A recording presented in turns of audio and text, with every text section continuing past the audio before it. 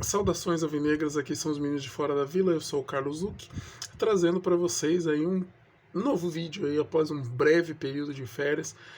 Desculpa não ter avisado, mas aconteceu, simplesmente foram 3 anos pesadíssimos para o torcedor santista, acredito que todos vocês entendam, e para a gente fazer esse acompanhamento foi pesado demais com o rebaixamento, então a gente parou, né, a partir do momento da eleição do Marcelo Teixeira, que o Danilo ainda comentou e trouxe os detalhes, a gente simplesmente não deu conta. Então, desculpas a todos, estamos voltando à ativa. E quero agradecer demais o Danilo, porque eu tive vários problemas pessoais e o Danilo segurou as pontas, como sempre. Obrigado, Danilo, como sempre. E eu quero trazer para vocês aí de uma forma resumida a reunião, a coletiva que o Marcelo Teixeira trouxe, né? Então, trazendo para vocês. O Marcelo Teixeira, o vice Fernando Bonavides e o coordenador, o Galo, estavam na coletiva, e aí ele fala sobre a transparência na gestão. Nesse momento que ele tem que bater no outro e trazer a real situação, é bem interessante. Vamos ver se a transparência continua nos próximos anos, presidente. E aí ele fala com um déficit de 62,6 milhões de reais e mais 10,9 milhões de compromissos em aberto, totalizando 75 milhões para pagar até o dia 10 de janeiro, e hoje é dia 8 de janeiro. Como é que vai fazer? Não sei. O que vai dar? Não sei. Aí ele apresentou o organograma do clube, mostrando que o Galo é o homem forte do futebol, que era uma coisa que a gente já imaginava. Ele fala aí da perda de patrocínio, que vários tiveram o contrato encerrado, daí sobraram basicamente Blaze e Binance, saiu Fico, saiu Kicaldo, saiu Colorplast, saiu, enfim, todos os outros patrocinadores que não são a Blaze e Binance. Porém, o Santos está negociando com alguns e tentando fazer novos contratos. Eu acho que tem que tentar valorização, né? O Corinthians conseguiu uma valorização absurda. Eu acho que em nível nacional é difícil a gente competir com eles, mas em nível internacional, se a gente soubesse trabalhar a nossa marca, mas a gente tá jogando ela num lixo, né? Essa que é a verdade. Aí ele tá falando que o custo do futebol profissional tá em torno de 16 milhões e que a folha total de 20 milhões aproximado. Daí tá falando de funcionários e outras categorias, né? Categoria de base, feminina, etc. Aí ele mostrou um Santos Grupo 1, que nada mais é do que o elenco considerado jogadores que vão treinar este ano e jogar aí pelo time do Santos. Então esse grupo 1 aí tá em torno aí, com encargos, 8 milhões mais ou menos por mês, metade dos 16, então meio que já foi feito um corte, sabe, da questão. E aí ele traz, assim, eu vou trazer aqui o João Paulo, e os reservas são todos meninos, todos os outros reservas estão de lado aí nesse momento. Zagueiros: Jair, Luiz Felipe, Gil, Messias, Joaquim e Alex. Laterais: Aderlan, Rainer, Felipe Jonathan, Jorge, Kevson.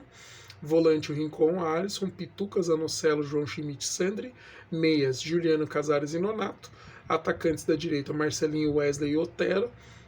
Wesley, o Patati. Na esquerda, o Pedrinho e o Guilherme. De centroavante, o Furt e o Bigode por enquanto.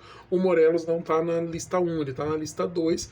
E a lista 2 é o quê? Jogadores que podem renegociar e ficar, ou que vão ser negociados. Caso do Baço, caso do Morelos, caso do Lucas Lima e do Mendonça também, de todos os outros goleiros que eram as reservas ali do João Paulo. E é por isso que o Santos ainda está indo atrás de outro goleiro para ter um nome de peso. E tá falando que só com os jogadores que foram vendidos ou emprestados, o Santos já está economizando 3 milhões de reais por mês. Então ele mostra a negociação aí do Dodge, que foi por 5 milhões de reais para o Grêmio, a do John, que foi por 1 milhão e 200 mil dólares pro Botafogo, e mais tem ele um incentivo, se ele fizer 40 partidas como titular, o Santos ganha mais ali 100 mil dólares. Tem a do Jean Lucas, foi por 6 milhões de euros aí, mais algumas variáveis de metas para o Bahia. Tem a do Pirani, que foi por 1 milhão e 300 mil dólares para a MLS.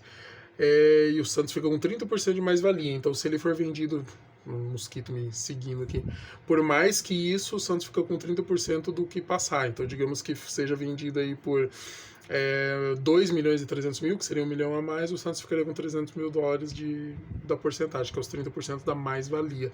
Lucas Braga emprestado por 200 mil dólares, o Marcos Leonardo vendido por 18 milhões, Soteldo, que está emprestado, o Santos não está pagando nada, Lucas Barbosa também emprestado, o Santos não está pagando nada e não está recebendo também. E do Marcos Leonardo, ele detalhou um pouco a negociação. O Santos ficou com 15 milhões de euros e dos 18 milhões. E meio que isso já estava em contrato assinado pelo Rueda para o Marcos Leonardo ficar. Então a gente ficou aí de mãos atadas, o que, assim, determinou que a venda ia ser por 18 milhões. Não importa as formas de pagamento. Ele até falou, eu vi em outro portal que parece que vão ser 3 parcelas e a primeira vai ser paga agora em julho deste ano. O que o Santos faz? Pega as garantias do Benfica, antecipa o valor e paga uma taxa desse valor.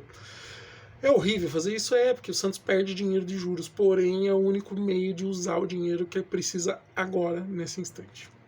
É isso. Ele falou também da reunião da W, que vai fazer uma reunião com a W Torre para transformar o memorando de intenções que está assinado em um contrato definitivo, porque daí vai ter prazo, responsabilidades das partes, os deveres e tudo mais para ter a nova Vila Belmiro. Agora, falando da entrevista coletiva, que foi assim, então primeiro ele faz uma apresentação, mostra ali a apresentação, slides, etc. E aí ele vai para a coletiva. E aí ele primeiro já tem perguntas sobre a situação do Fábio Carille, né? Porque aquele time japonês onde ele estava antes tá cobrando o Santos, falando que tem que depositar multa, que não vai liberar e tudo mais. O presidente falou que está tendo conversa com o empresário do Carille, que é o Paulo Pitombeira, que ele que estava tratando com o time japonês, mas que mesmo assim o Santos acionou o jurídico e mandou um representante lá para o Japão para tratar direto com o time japonês para não ter nenhum tipo de problema. Mas que não tem conhecimento da multa. Em princípio, parece que o Carille estava insatisfeito com algumas coisas do time, mas não fala nada financeiro. Não sei o que vai dar nisso. Ainda tem um enrosco. Pode ser que a gente traga mais para frente alguma coisa para analisar mais profundamente, tá? Aí tá falando de acompanhar todo o processo do Japão, então tem uma relação boa com o futebol japonês, mas que ainda está em aberto e que está mandando representante para lá. Aí fala do Jean Lucas, que está oficialmente negociado, que foi aprovado pelo Comitê de Gestão a negociação. Foi para o Grupo City, não tem nenhuma relação por parte dos clubes que o Santos tem assumido na gestão anterior. Então, Jean Lucas negociado com o Bahia em definitivo. Aí falando do elenco. Existia um slide com os jogadores readequados.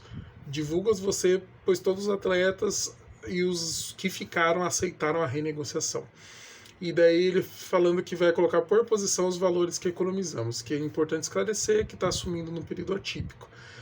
Que o departamento de futebol teve prazo para contratar jogadores com período recorde de confirmação dessas contratações, porque foi eficiente o departamento.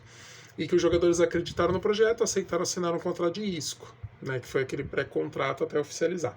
E daí ele fala que não vai ter a realidade de receber 50 jogadores de uma vez, que foi o que aconteceu, que é humanamente impossível, e por isso o grupo foi dividido e teve jogadores que entraram pelo portão principal, jogadores que entraram pelo portão dos fundos, que tem que fazer 2 séries de exames médicos, 2 séries de condições físicas e tal, e por isso foram separados, tá? Então não é nada assim, porque estamos discriminando, não, é porque queriam alguns jogadores por um portão, outros pelo outro, dentro da organização, isso que foi o que ele falou, tá? Então os novos contratados, os que fazem parte da comissão técnica e o outro grupo é de que não aceitaram a redução salarial ou os que foram comunicados que não fazem parte e que o Santos não deixou de oferecer infraestrutura, que eles podem participar, treinar e tudo mais e que tem toda assistência, que eles não querem prejudicar nenhum profissional, tá? Que os jogadores estão no processo para estrear no dia 20, já estão na preparação, mas não impede que os outros tenham acesso à infraestrutura. Aí fala da média de idade dos contratados, né, porque foram contratados muitos veteranos, mas que fala que também trouxeram jogadores mais jovens, mas que queriam jogadores experientes, que como o Santos só vai jogar uma vez por semana, tem time para recuperação, que dá para focar no Paulista e no Brasileiro, e que o ambiente está bem positivo e motivado, que os jogadores estão concentrados e cientes da responsabilidade. Aí falando que as negociações continuam, tanto de entrada quanto de saída, que o grupo ainda não está fechado, que pode ser que apareça uma oportunidade de mercado e tudo mais, e que não vai avaliar o que foi feito no passado, tá? Que ele está focado aí no que está vindo aí com os novos jogadores. E aí perguntaram sobre o Tadeu, goleiro do Goiás, e ele fala que não vai citar nomes, que pode atrapalhar a negociação. Até aí a gente sabe que não vai vir para o Santos, porque o Goiás está pedindo 15 milhões de reais e o Santos não tem dinheiro. Ponto. Aí a contratação do Pedrinho teve uma avaliação criteriosa, né, até por conta dele ter sido demitido do São Paulo após a acusação de agressão por parte da namorada. Ele reatou com essa namorada, as acusações foram retiradas, e o São Paulo demitiu ele não necessariamente pela acusação, mas porque ele mentiu sobre o que realmente aconteceu. E o Santos foi contratar. Eu não ponho minha mão no fogo, não queria. É um cara que eu não queria. Isso aqui é motivo até para eu desistir de acompanhar. Gostaria de deixar isso bem claro. Nesse primeiro momento não vou fazer, vou tocar porque tem que tocar esse ano, que é o ano mais complicado. Mas no decorrer aí, dependendo do que vier, já digo isso. A contratação do Robinho é a mesma coisa. Se o Santos tivesse oficializado naquele momento, ali eu parava de acompanhar e avisar vocês e não ia gravar mais. Falou do Rodrigo César, que era aquele garoto da base que tinha sido cortado da Copa São Paulo porque ia acertar com o Grêmio, mas no fim ficou. Mas disse que o Galo afastou só para ter o desfecho do que ia acontecer, mas já foi reintegrado. Nada demais. Da Nova Arena, ele realmente falou que convocou a reunião com a W Torre. Vai ter protocolo na prefeitura assim que tiver contrato assinado e tudo mais. Falou que não tem espaço físico ali porque questionaram os jogadores entrando pelos fundos. Daí falaram do Morelos, falando que no grupo 1 ou 2 podem ser aproveitados. O Morelos está no 2. E que tem negociação com alguns que tem possibilidade de reduzir salários e serem incorporados. Teve algum portal que já definiu que o Morelos dos 900 mil ia diminuir para 450. Ia ficar a 100 mil acima do teto que o Marcelo Teixeira tinha estipulado, mas que ia acertar para ficar no Santos, até porque o Santos não está conseguindo negociar ele. Então está reduzindo o dano. É isso que o Santos está fazendo com o Morelos. Espero que ele venha para jogar. Ele tem potencial de ser titular e chegar bem. O problema é que o cara tem problema de peso, pelo que a gente está vendo. Aí tá falando de patrocinadores como meta, no mínimo manter os valores atuais, o que eu acho que para a Série B seria incrível. A gente conseguir pelo menos manter mais ou menos o valor. Que não tem como ter expectativa em cima de negociação, está sendo trabalhado e tudo mais, que o departamento de marketing está para isso, e que é um jeito do Santos reverter os problemas financeiros para esse ano. Então, vamos para cima. Aí tá falando de jogar fora da Vila, dele falando que o Pacaembu não tá concluído, parece que a prefeitura de Brasília tá sondando o Santos e Corinthians do Paulista para ir lá para Brasília, e que tem outras prefeituras que querem o Santos jogando lá também, então até o Pacaembu tá liberado, grande chance do Santos jogar em vários lugares por aí, né? E no começo do ano na Vila até começarem as obras, que a gente não sabe quando vão ser. E que o Santos, só de renegociação de salário, parece que já reduziu 700 mil reais. Só de redução de quem ficou, tá? Aí tá falando do Basso, que existe uma questão técnica, que ele é um grande jogador, tem nível, só que a negociação tá aberta com o Basso quanto os jogadores. Ele é um jogador que tem mercado, a comissão técnica tá avaliando, e que os jogadores podem ficar aqui ou serem encaminhados para outras negociações. E o Basso tem mercado, tem cidadania europeia, então grande chance dele sair em algum momento. Aí ele fala da questão do Marcos Leonardo, aquilo que eu já falei, que estava engessado o contrato, né? Então o Santos ficaria com 15 milhões dos 18, porque quem chegasse nos 18 levava.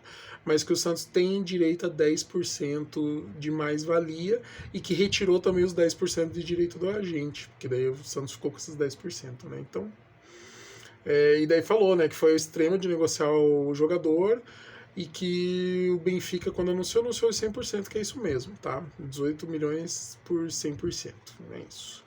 Aí fala do Rodrigo Fernandes, que faz parte do plantel do Santos, tá trabalhando, tá treinando, mas ele tá no grupo 2, tá? Então tá em processo de reequação salarial ou encaminhado para negociação. Eu acredito que o Rodrigo Fernandes deve ser para negociação, tá? Ele em nenhum momento ele fala de vai ficar ou não vai ficar, ele dá uma... Aí ele fala dos direitos de transmissão, que está em negociações com a Libra, referência à transmissão do Brasileiro, que o do Paulista foi antecipado, que está abrindo a negociação diferente de placa de TV aberta e fechada, e que vai ter desfecho favorável para o Santos, mas que ele não tem como divulgar porque não está concluído. E daí ele falando que a critério para os nomes de direção são critérios profissionais, que foi através da política de ser profissional, por pessoas de confiança, mas que são profissionais para trazer o melhor, tá? Então... Daí ele fala perguntaram do Modesto Roma Júnior no futebol feminino, falou que ele contribuiu, colaborou, mas não faz parte do futebol feminino, tá? Que outras pessoas podem... E daí entra o Galo. E aí o Galo ele vai falar de jogadores, que é o jogador, teto salarial e tudo mais.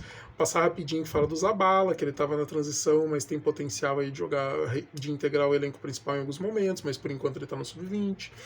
Falando que tem um teto estipulado aí pelo presidente Marcelo Teixeira da folha salarial, mas pode ser que fique 10% acima ou abaixo, que isso pode acontecer, existe um pouco, mas que a ideia é trabalhar com 30 atletas, desses 6 atletas abaixo de 21 anos, e o único atleta que veio de fora emprestado é o Marcelinho, que os outros vão ser todos do Santos.